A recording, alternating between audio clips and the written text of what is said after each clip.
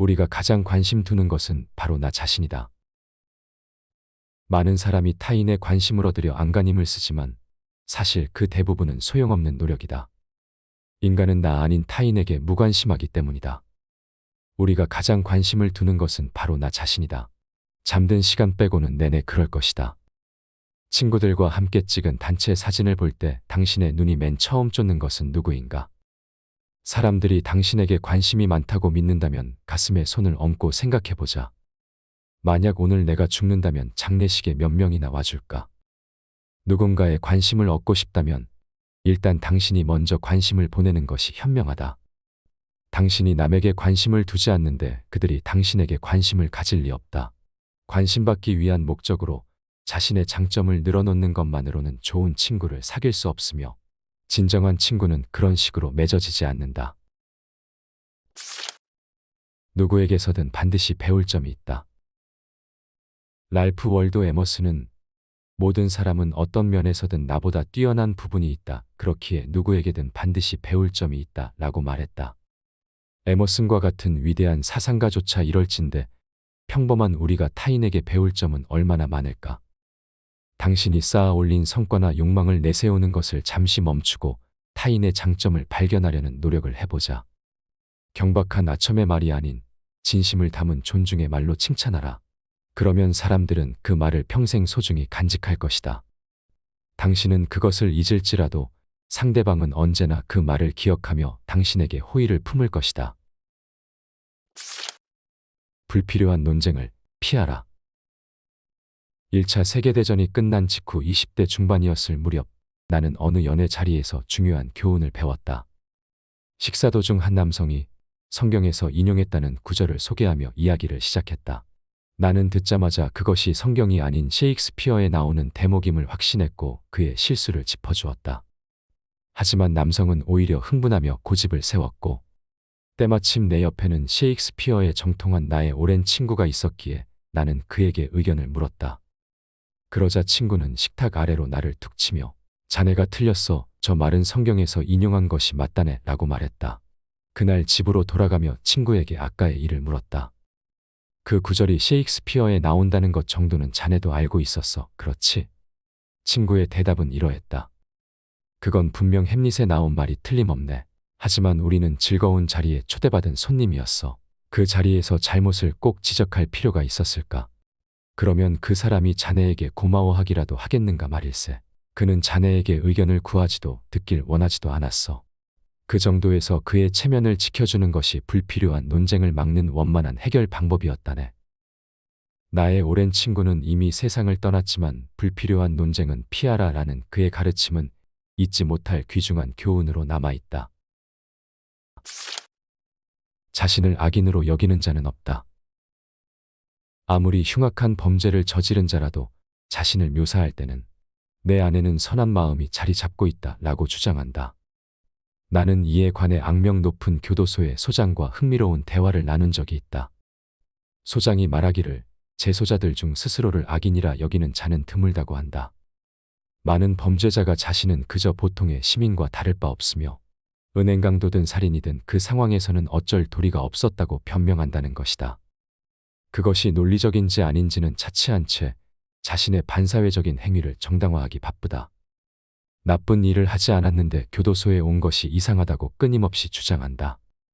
유죄를 선고받고 교도소에 수감된 범죄자조차 이럴진데 세상의 평범한 사람들은 어떠할까?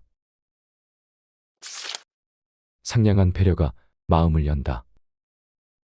한 번은 집안의 커튼과 장식을 새로 맞추기 위해 인테리어 전문가에게 일을 의뢰한 적이 있다. 하지만 청구서를 받은 나는 적잖이 당황했다. 예상을 훨씬 웃도는 비용이 나왔기 때문이다. 며칠 후 친구 한 명이 집을 방문했고 새 커튼을 보았다.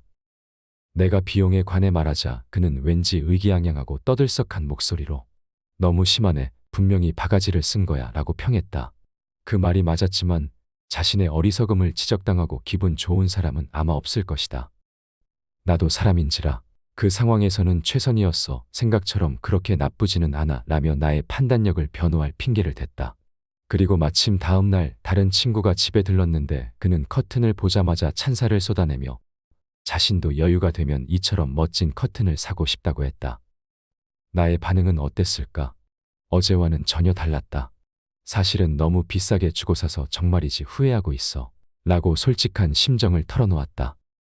우리는 실수나 잘못을 저질렀을 때 대개 마음속으로는 그것을 인정하고 있다. 그래서 상냥하게 배려해주는 사람에게는 쉽게 마음을 열고 실수를 시인하기도 한다. 그러나 상대방이 먼저 그 불쾌한 사실을 무례하게 들이대면 오기를 부리고 만다. 분노는 분노를 부른다.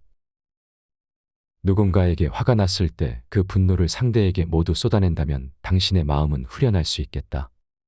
하지만 상대는 어떨까? 당신의 적대적인 태도에 공감할까? 당신을 화나게 한 자신의 모습을 되돌아볼까? 평화 원칙을 제창한 우드로 윌슨 대통령은 이렇게 말했다. 만약 당신이 주먹을 겨누고 나와 싸우고자 한다면 나도 똑같이 한 방을 먹일 각오로 대응할 것입니다. 그러나 만약 당신이 우리의 견해가 서로 다르다면 무엇이 어떻게 다른지 차분히 대화해 봅시다. 서로를 이해해 봅시다 라고 말해준다면 결국 우리의 이견은 의외로 사소하며 공감하는 지점이 훨씬 많다는 것을 깨닫게 될 겁니다. 그리고 우리 모두에게 강한 인내심과 배려가 있다면 힘을 모으고 함께할 수 있을 것입니다. 우리가 고민에 빠졌을 때 필요한 것은 남북전쟁이 치열하게 벌어지던 시기 고뇌에 빠진 링컨 대통령은 고향의 옛 친구에게 편지를 보내 도움을 청했다. 워싱턴에 와주지 않겠나? 나누고 싶은 이야기가 있다네. 친구가 백악관에 도착하자마자 링컨은 노예 해방의 옳고 그름, 신문에서 주장하는 양쪽 의견을 들려주는 등 몇 시간 동안 기나긴 이야기를 쏟아냈다. 그리고 밤이 늦어서야 자리를 마무리했는데 마지막까지도 옛 친구의 의견을 구하지는 않았다. 링컨은 그렇게 해서 자기 머릿속을 정리했을 거예요. 이야기가 끝나자 그는 한결 홀가분해 보였습니다.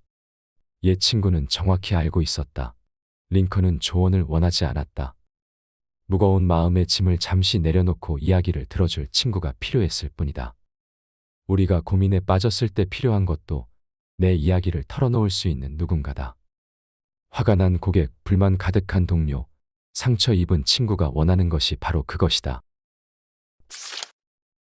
어리석은 자는 잘못을 감춘다. 누군가에게 비판받을 일을 했다면 타인에게 잘못을 지적당하기 전에 스스로 먼저 비판하라. 정직하고 겸허하게 반성하라. 다른 사람에게 질책당하고 궁지에 몰리는 것보다 솔직하게 자기 잘못을 인정하고 반성하는 것이 정신적인 건강을 위해서도 훨씬 좋은 일이다. 자기 잘못을 숨기는 것은 우둔한 사람이라도 할 수 있다. 실제로 어리석은 사람 대부분이 그와 같은 우를 범한다. 자기 잘못이 명백할 때도 발뺌을 한다. 하지만 그럼으로써 모면할 수 있는 시간은 잠시뿐이다. 자신의 잘못을 깨끗이 인정하는 태도를 보인다면 정직함과 성실함이라는 장점을 전할 수 있으며 더 많은 이들로부터 비판받는 것을 피할 수 있다. 겸손해야 하는 이유. 독일 격언에 인간은 다른 사람의 불행에 순수한 기쁨을 느낀다 라는 말이 있다. 쉽게 말해 타인의 불행이 곧 나의 행복이라는 뜻이다. 실제로 많은 사람이 다른 사람의 불행에서 은근한 만족을 느낀다. 그렇기에 성공을 자랑하기보다는 가능한 한 겸허하게 행동하기를 권한다. 그것이 타인과 원만한 관계를 이어가고 성과를 거두는 환경을 만들어줄 것이다. 미국의 작가 어빈코브도 겸허함의 중요성을 잘 알고 있었다. 어느 재판의 증언대에 섰을 때 변호사가 제가 알기론 코브 씨가 미국에서 손꼽히는 유명 작가라고 들었는데 사실입니까? 라고 묻자 코브는 능력 이상으로 굉장한 운이 따랐던 것뿐입니다. 라고 겸손하게 답했다. 우리가 겸허해야 하는 이유는 많다. 냉철히 따지면 우리가 자랑하려는 성과 대부분은 굳이 다른 사람들에게 알릴 만큼의 위협도 아니다. 누구나 언젠가는 이 세상을 떠나고 완전히 잊힌다.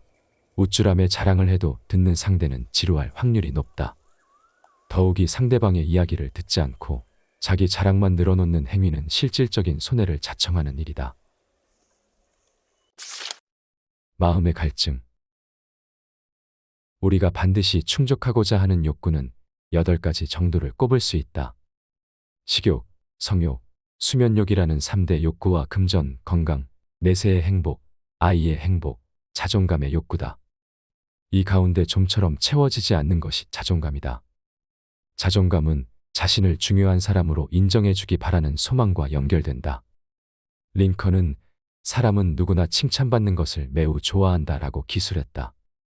심리학자 윌리엄 제임스는 인간의 본능 중에서 가장 큰 특징은 중요한 사람으로 인정받기를 갈망한다는 것이다 라고 말했다.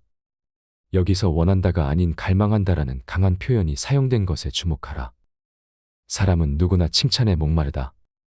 그 마음의 갈증을 진실하게 채워주는 소수의 사람만이 타인의 마음을 얻을 수 있다. 이번에 만들어진 영상은 데일 카네기의 말 인간관계론에 대한 내용이다. 데일 카네기는 처세에 관해 정평이 난 인물이다. 그의 저서 인간관계론은 가장 대표적인 저서로 전 세계적으로 6천만 부 이상 판매된 80년을 넘도록 많은 이들에게 사랑받는 자기계발서의 고전 명저다. 카네기의 말은 인간관계에서 겪는 여러 고민들에 대한 해결 방법을 구체적인 사례들을 통하여 명확하게 풀어냈다. 그의 깊은 통찰력은 오늘날 현대사회에서도 고스란히 통용된다. 책에서 말하는 법칙은 단순하다. 어찌 보면 당연하다 느껴질 수 있지만 당연한 것은 의식적으로 생각하지 않으면 행동에 옮기는 일은 쉽지 않다. 인간관계론에서 강조하는 느낌을 받은 건 타인에게 진심으로 대하라였다. 영상 맨 처음에 말했지만 인간의 본성은 자기중심적이다. 누구보다 편하고 싶고 많이 가지고 싶고 행복하고 싶어 한다. 본성이 이렇기에 타인과의 관계를 갈망하고 인간관계에 대한 고민들이 시대가 지나도 계속되는 것이다. 그럼에도 카네기는 타인의 마음을 얻기 위해 공감해주고 배려하고 칭찬으로 상대를 대하라 한다. 세상에 그냥 얻어지는 것은 없다. 모든 인간관계를 책으로 배울 수 있는 것도 아니다. 책에서 배우고 난 후 스스로가 실천하지 않으면 타인과의 관계는 절대 변하지 않을 것이다.